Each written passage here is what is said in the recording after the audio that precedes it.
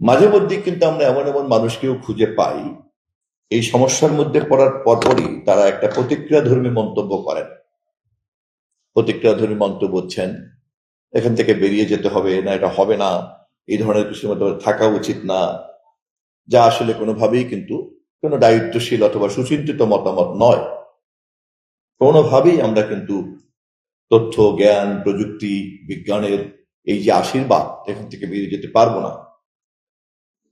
ভবিষ্যতে আমাদেরকে ডিজিটাল ইকোসিস্টেমের ক্ষমতা, দক্ষতা আরো বাড়বে এবং আমাদেরকে এখানে এনগেজ হওয়ার জন্য আমাদেরকে একঝাঁক উদ্ভাবনী মানুষ এখানে আরো অনেক বেশি কর্তৃত্ব করবেন, নেতৃত্ব দিবেন।